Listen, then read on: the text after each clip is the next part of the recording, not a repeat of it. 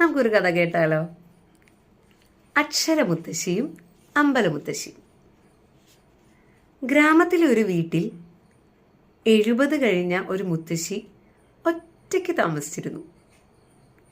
മക്കളും ചെറുമക്കളും ഒന്നുമില്ലാത്ത ഒരു പാവ മുത്തശ്ശി. പകൽ മുഴുവൻ ഗ്രാമത്തിൽ അലഞ്ഞു നടക്കും. ആരെങ്കിലും എന്തെങ്കിലും കൊടുത്താൽ കഴിക്കും, ബാക്കി വിശക്കുന്നവർക്ക് കൊടുക്കും. കുട്ടികൾക്ക് മുത്തശ്ശി എന്നാൽ ജീവനാണ്. പുഴക്കരയിലും മരച്ചുവട്ടിലുമൊക്കെ ഇരുന്ന് മുത്തശ്ശി അവർക്ക് കഥകൾ പറഞ്ഞു കൊടുക്കും. നല്ല നല്ല കാര്യങ്ങളെ മുത്തശ്ശി പറയാറുള്ളൂ. ആരോടും പിണങ്ങുകയോ വഴക്കുണ്ടാക്കുകയോ ചെയ്യില്ല. നാട്ടുകാരെ അവരെ സ്നേഹത്തോടെ അക്ഷരമുത്തശ്ശി എന്ന് വിളിച്ചു. ഗ്രാമത്തിലെ വലിയൊരു വീട്ടിൽ മറ്റൊരു മുത്തശ്ശിയും താമസിച്ചിരുന്നു. ഇവർ ദിവസവും കാലത്ത് കുളിച്ചു കുറിയിട്ട് അമ്പലത്തിലേക്ക് പോകും.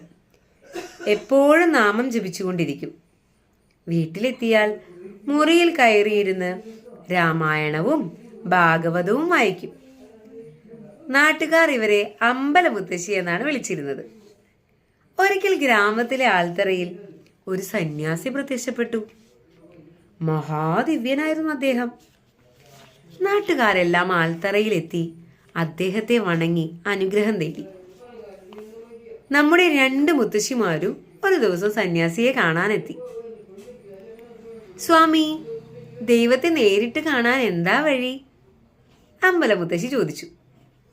അടുത്ത വെളുത്തവാവ് ദിവസം സന്ധ്യയ്ക്ക് കൃത്യം 6 മണിക്ക് ഇവിടെ ഒരു പൂജയുണ്ട്.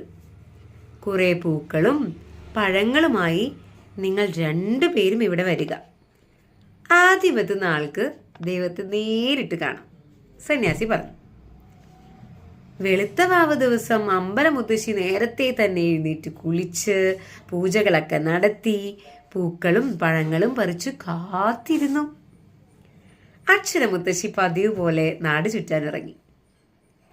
വഴിയിൽ കണ്ട കുട്ടികൾക്ക് കഥകൾ പറഞ്ഞുകൊടുത്തും കിട്ടിയ പലഹാരങ്ങൾ പാവങ്ങൾക്ക് പങ്കിട്ട് നൽകിയും പകൽ മുഴുവൻ സന്തോഷത്തോടെ ചുറ്റി നടന്നു.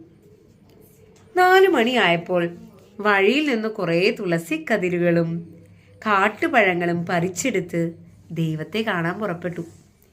ഇരുവരും വഴിയിൽ കണ്ടുമുട്ടി. രാമനാമം ജപിച്ചുകൊണ്ട് നടന്ന അമ്പലമുത്തശ്ശി അക്ഷരമുത്തശ്ശിയെ ശ്രദ്ധിച്ചതേയില്ല. പെട്ടെന്നാണ് വഴിയിൽ വീണ് കിടക്കുന്ന ഒരു മനുഷ്യനെ അവർ കണ്ടത്. ഇവിടെ നിന്നാൽ 6 മണിക്ക് മുൻപ് ആൽത്തറയിൽ എത്താനാവില്ല. എനിക്ക് ദൈവത്തെ കാണണം. അമ്പലമുത്തശ്ശി അയാളെ ശ്രദ്ധിക്കാതെ സ്ഥലം വിട്ടു. അക്ഷരമുത്തശ്ശി ഓടിച്ചെന്ന് അയാളെ പിടിച്ചെഴുന്നേൽപ്പിച്ചു. എന്താ പറ്റിയേ? മുത്തശ്ശി ചോദിച്ചു. 2 ദിവസമായി ഒന്നും കഴിച്ചിട്ടില്ല, നല്ല വിശപ്പ്, തളർന്ന് വീണുപോയി, അയാൾ പറഞ്ഞു. മുത്തശ്ശി തൻ്റെ കയ്യിലെ പഴങ്ങൾ അയാൾക്ക് നൽകി. പുഴയിൽ ചെന്ന് കുറേ വെള്ളം കൊണ്ടുവന്ന് കുടിക്കാൻ കൊടുത്തു.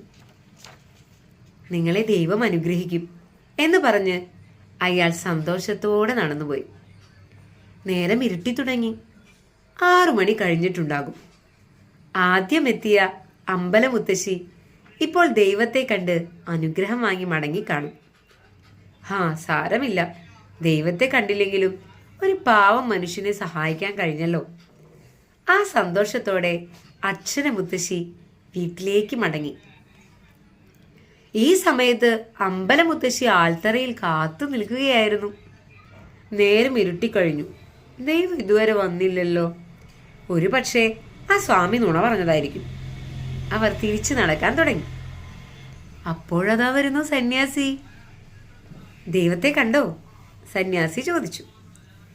ഞാനാണ് ആദ്യം വന്നത്, എന്നിട്ടും കണ്ടില്ല, അമ്പലമുത്തശ്ശി പറഞ്ഞു. ദൈവം വന്നല്ലോ. അക്ഷരമുത്തശ്ശിയെ കണ്ട് അനുഗ്രഹിക്കുകയും ചെയ്തു, സന്യാസി പറഞ്ഞു. അതെങ്ങനെ? അമ്പലമുത്തശ്ശിക്ക് ഒന്നും മനസ്സിലായില്ല. വരുന്ന വഴിയിൽ വിശന്ന് വലഞ്ഞ ഒരാളെ കണ്ടില്ലേ? അത് ദൈവമായിരുന്നു. മുത്തശ്ശി, വിശക്കുന്നവന്റെ ദുഃഖം കാണാത്തവർക്ക് എങ്ങനെ ദൈവത്തെ കാണാനാകും? അമ്പലത്തിൽ പോകുന്നത് കൊണ്ടോ പുരാണം വായിക്കുന്നത് കൊണ്ടോ കാര്യമില്ല. കഷ്ടപ്പെടുന്നവരെ സഹായിക്കാനുള്ള മനസ്സ് വേണം. ആ മനസ്സിൽ ദൈവമുണ്ടാകും. സന്യാസി പറഞ്ഞു. തൻ്റെ തെറ്റുകൾ മനസ്സിലാക്കിയ അമ്പലമുത്തശ്ശി പിന്നീട് എല്ലാവരെയും സഹായിക്കാൻ തുടങ്ങി. കഥ ഇഷ്ടപ്പെട്ടോ?